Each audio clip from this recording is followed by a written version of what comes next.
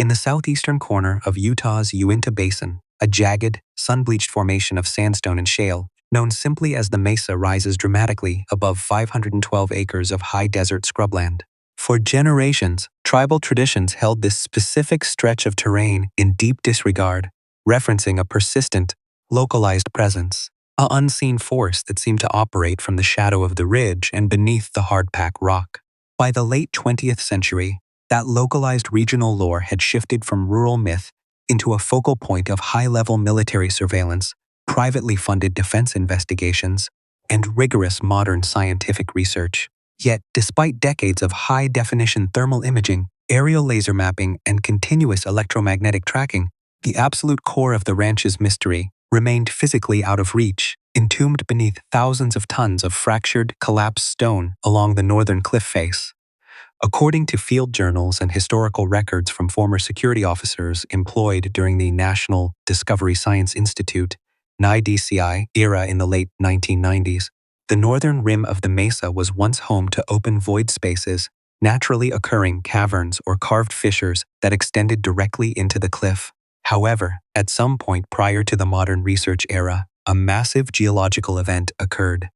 Thousands of tons of massive sandstone boulders collapsed simultaneously, completely burying and sealing the known openings along the base of the ridge. For years, researchers debated whether this massive rockfall was a routine, environmental collapse caused by natural erosion or an intentional, engineered act designed to permanently block human access to what lay inside. The breakthrough began when advanced subsurface imaging technology was deployed directly along the talus field at the base of the ridge. Utilizing multi-frequency ground-penetrating radar, GPR, and precision airborne LiDAR terrain mapping, geophysicists identified an extreme physical anomaly, a wide, subterranean void running parallel to the ridge, situated roughly 40 to 60 feet beneath the surface rock slides. The radar signals did not reflect the chaotic, scattered density typical of fractured sandstone or loose clay. Instead, the returned telemetry revealed a uniform horizontal cavity with structural perimeter boundaries that appeared strangely linear and artificially defined. Initial scientific attempts to drill vertically into this void met with immediate, unpredicted mechanical resistance.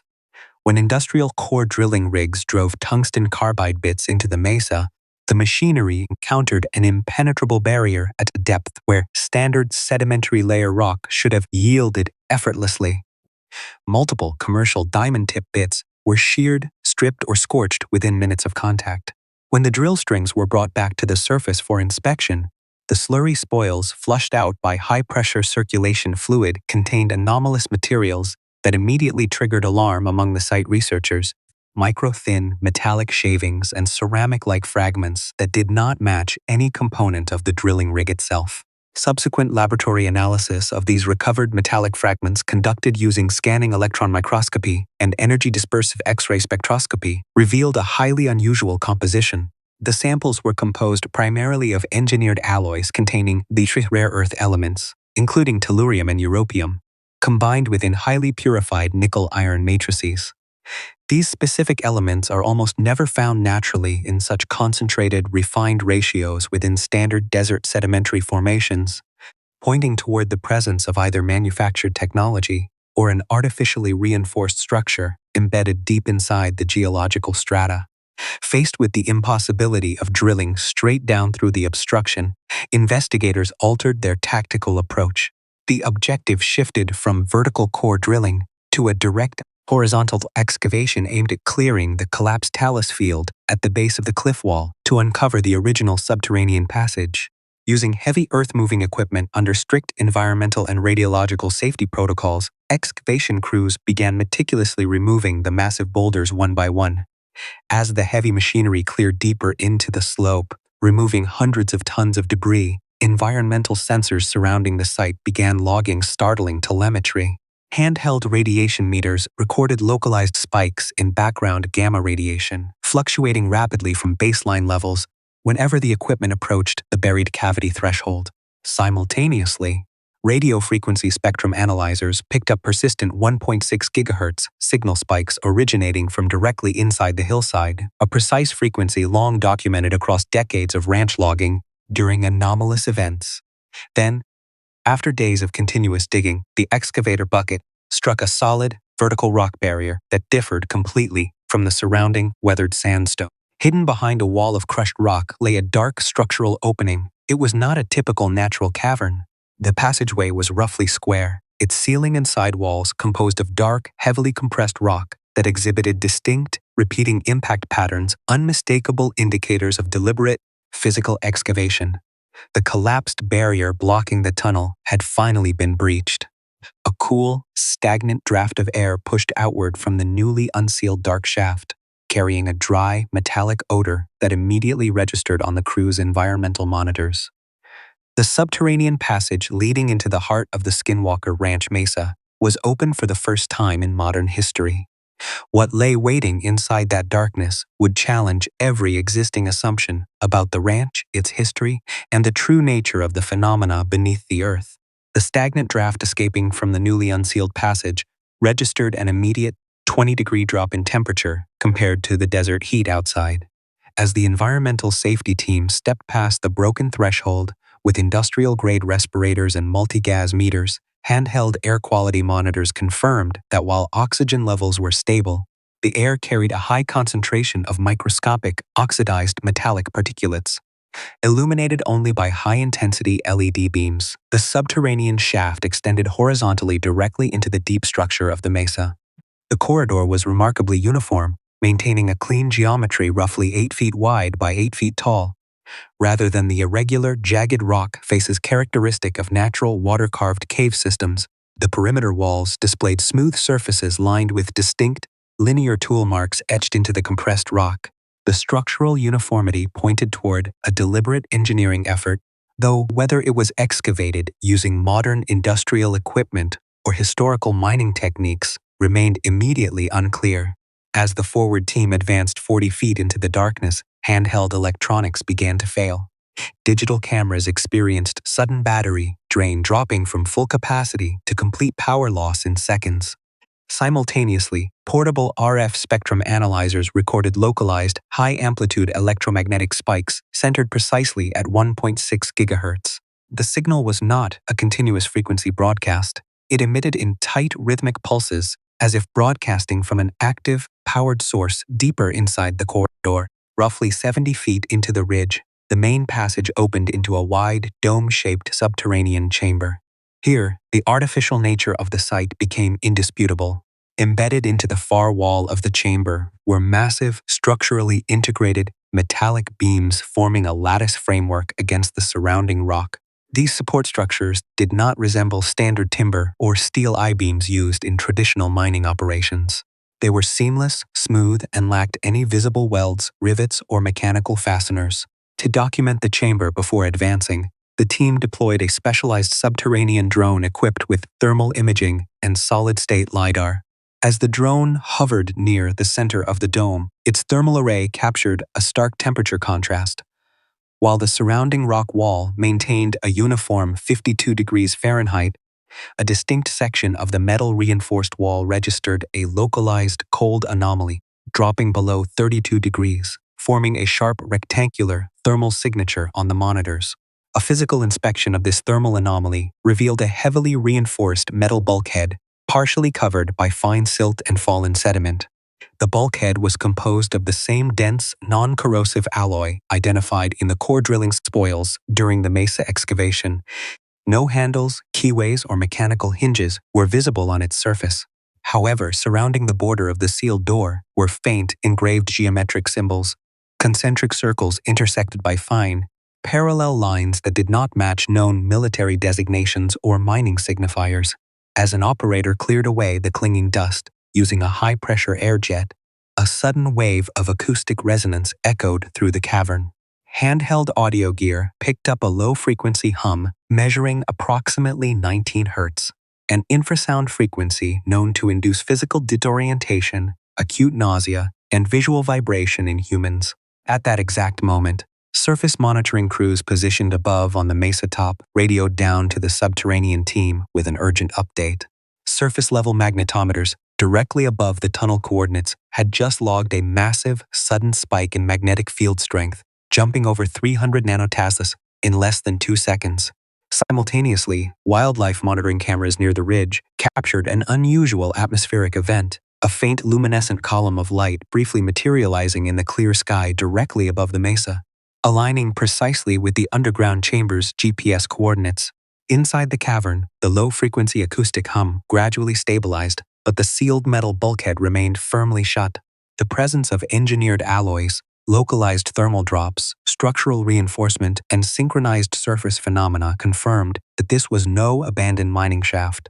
The team stood before an artificially constructed, technologically active subterranean vault hidden deep inside Utah's most notorious geological anomaly, and proceeding further would require an entirely new level of scientific investigation. The sudden surge in surface electromagnetic activity forced the underground team to pause and establish a secure, shielded forward base camp inside the dome-shaped cavern.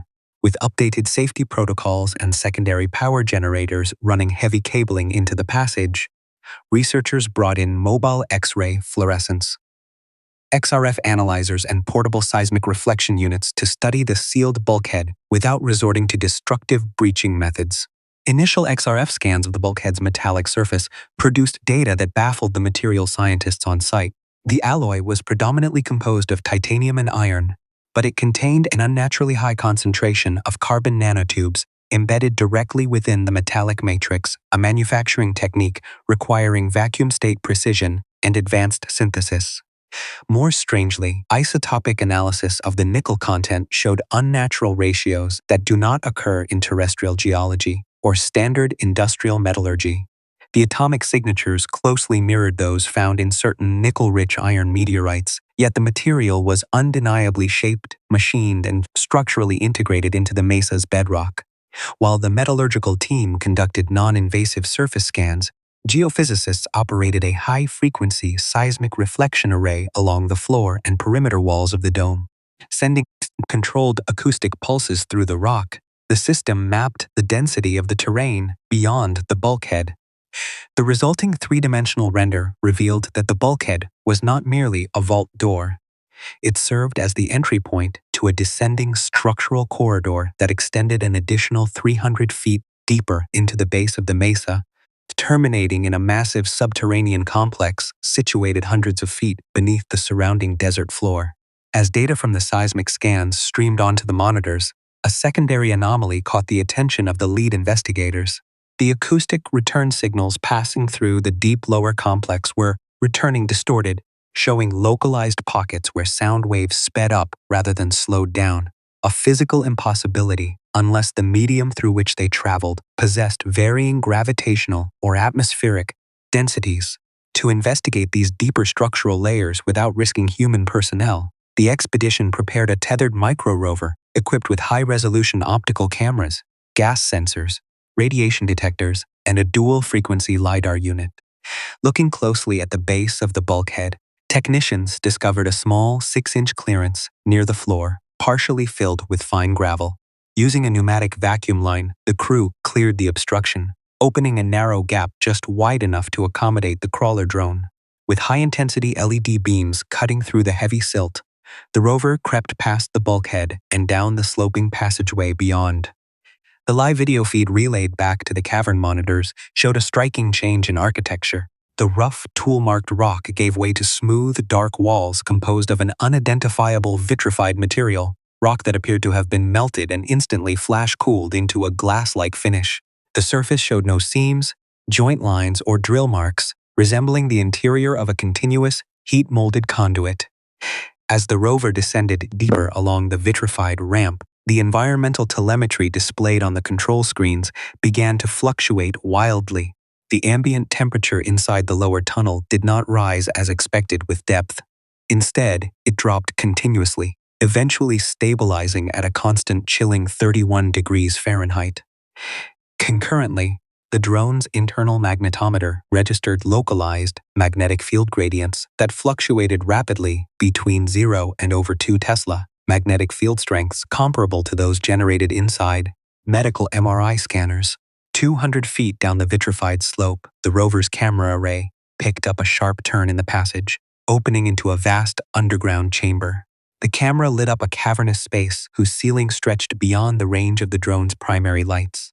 Positioned in the center of this lower vault was a series of large, elevated stone pedestals, each topped with intricate metallic housing units that appeared to be aligned in a precise geometric pattern, pointing toward magnetic north.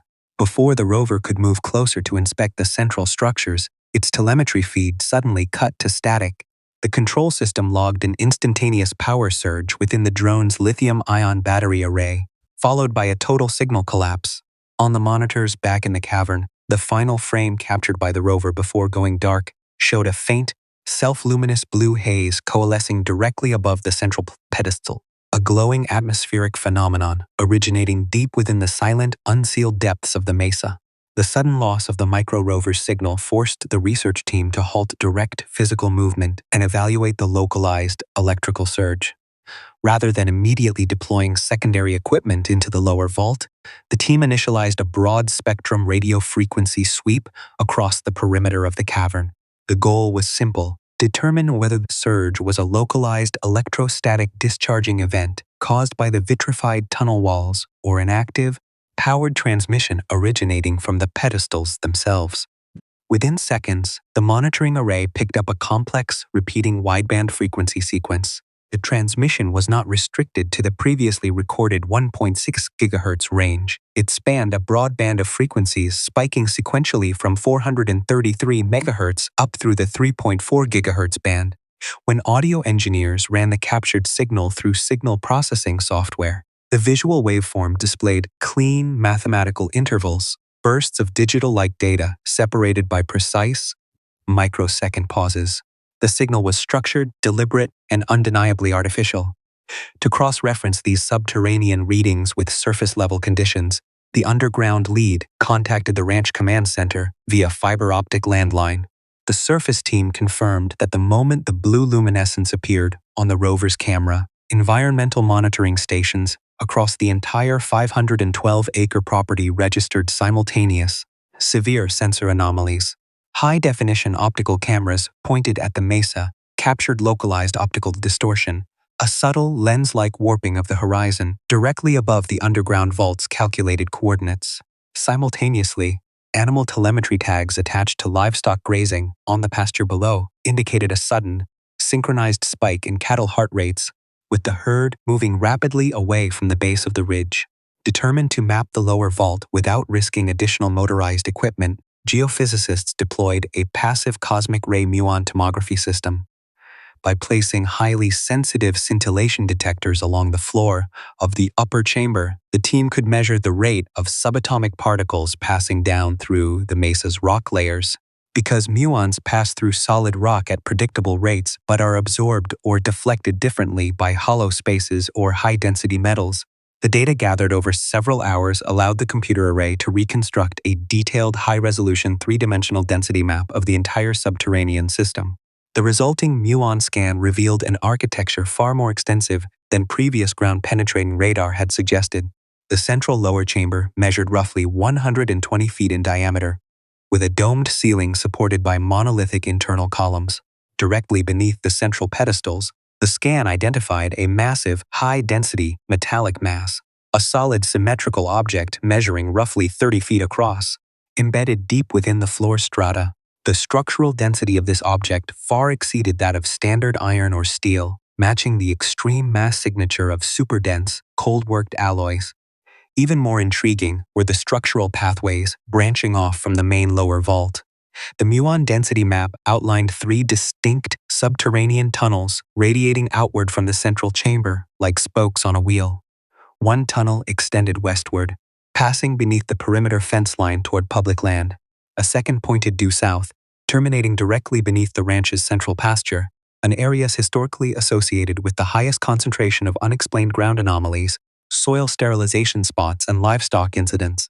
The third shaft sloped sharply downward at a steep 35-degree angle, extending deeper into the basement rock of the Uinta Basin toward depths that the muon sensors could no longer accurately resolve. As the data rendered on the command monitors, a physical change occurred within the cavern. The ambient air temperature near the sealed bulkhead began to rise rapidly, climbing from 31 degrees back up to 65 degrees in less than 10 minutes. Simultaneously, the low-frequency 19 Hz acoustic hum that had previously caused physical discomfort among the crew vanished entirely, replaced by absolute silent equilibrium. The localized magnetic field fluctuations collapsed back to baseline levels, and the repeating 1.6 GHz radio transmissions ceased as suddenly as they had begun. The sudden drop in electromagnetic activity presented the team with a narrow window of opportunity. The subterranean environment had stabilized, but the data collected thus far painted a clear and startling picture. The underground network beneath the mesa was not an isolated geological cave or an abandoned historical site. It was a vast, interconnected, and technologically responsive subterranean facility, physically tied to the very locations on the surface where high strangeness phenomena had been documented for decades. With the electromagnetic field stabilized and environmental levels returning to baseline, a secondary entry team equipped with fully shielded, hardwired atmospheric and optical gear descended into the vitrified lower corridor. Walking down the glassy slope, the investigators noted that the smooth, fused tunnel walls were remarkably free of dust or moisture, exhibiting a mirror-like finish that absorbed light rather than reflecting it. As they reached the base of the ramp and entered the vast central chamber mapped by the muon tomography scan, the physical scale of the subterranean facility became fully visible. The central vault was immense. High-power portable floodlights revealed 4 massive, monolithic support pillars crafted from dark, fine-grained stone lined with metallic conduits that ran vertically from the chamber floor into the vaulted ceiling. In the center of the room stood the raised stone pedestals observed on the micro-rover's final transmission frame. Upon closer physical inspection, these pedestals were not decorative or religious structures. They functioned as mechanical housing platforms for complex, solid-state electronic or energy distribution nodes. Each pedestal was topped with a polished housing unit constructed from the same carbon nanotube reinforced alloy found on the upper bulkhead. Inside these open housings lay large, multifaceted crystalline structures mounted within non-magnetic stabilization rings. The crystals were dark, nearly opaque, but possessed a subtle internal iridescence when exposed to direct ultraviolet light. Material testing using handheld spectroscopic devices indicated that the crystalline structures were composed of synthetic, ultra-pure silicon carbide infused with heavy metallic isotopes, a material structure widely utilized in modern high-power semiconductors, quantum computing substrates, and directed energy research. Surrounding the central pedestals were physical artifacts that directly linked this underground facility to known military and scientific research efforts of the late 20th century. Resting near the perimeter of the central platform, investigators discovered several heavy, industrial-grade transit cases bearing nondescript government contractor part numbers, alongside degraded rubberized cable harnesses and early-generation fiber optic lines. The presence of this equipment confirmed a critical historical reality. Prior to the modern private research eras, covert defense or government agencies had not only been aware of the subterranean network, but had actively accessed and attempted to interface with the subterranean infrastructure decades earlier. Archival markings stamped on the metal casings referenced defense contractor logistics codes, matching those used during the 1980s and early 1990s, a period when early government precursors were quietly monitoring anomalous electromagnetic emissions throughout the Uinta Basin.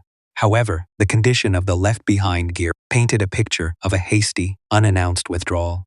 Several cable conduits leading from the human-installed monitoring units toward the central pedestals had been cleanly severed, and heavy lead shielding plates were found dropped in place near the base of the southern exit tunnel.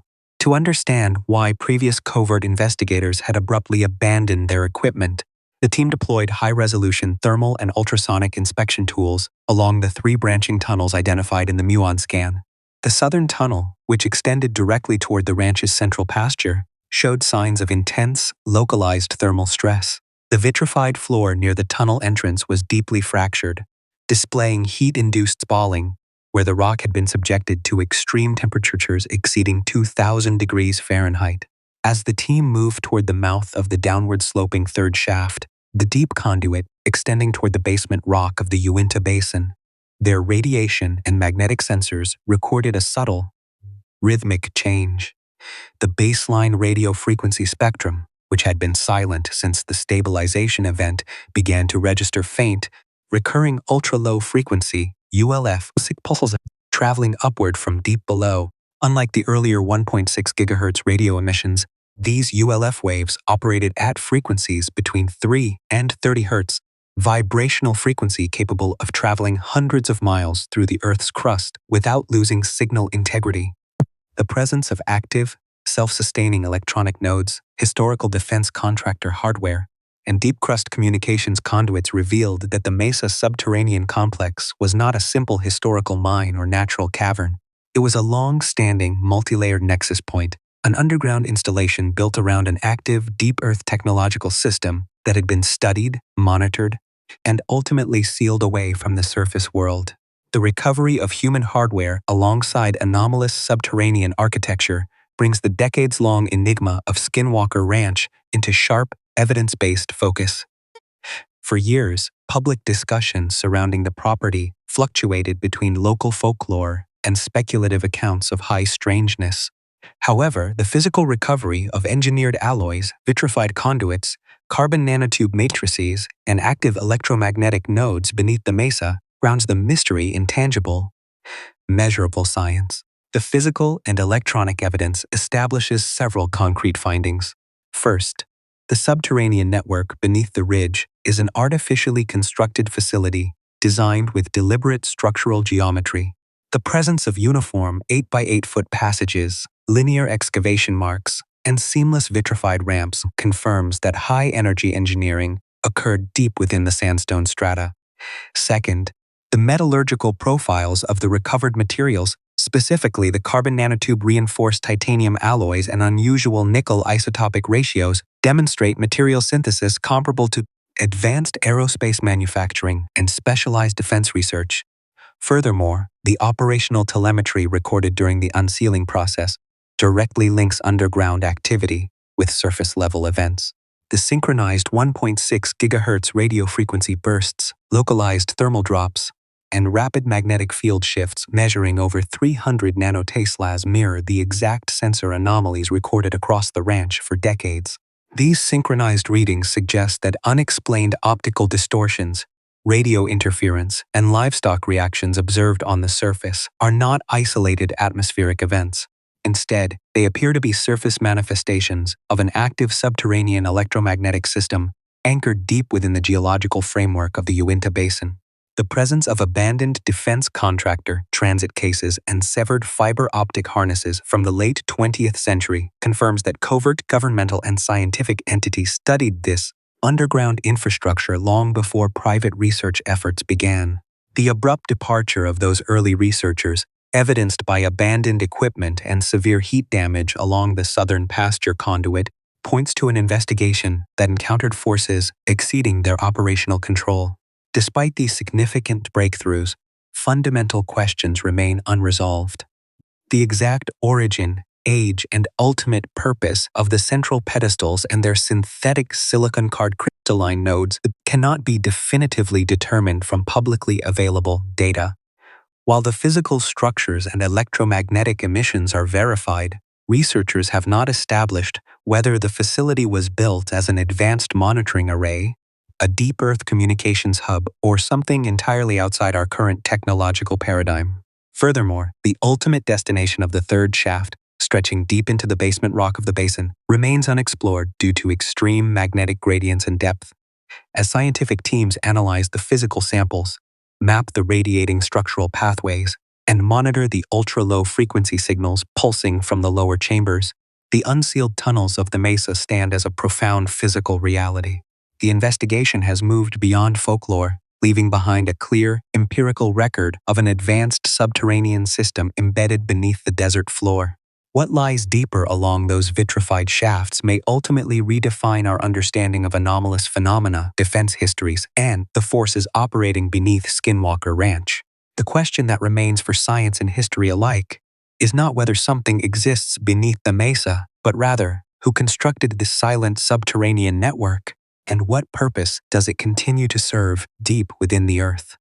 If you enjoyed this documentary, be sure to like the video, subscribe to the channel, and share your thoughts in the comments below.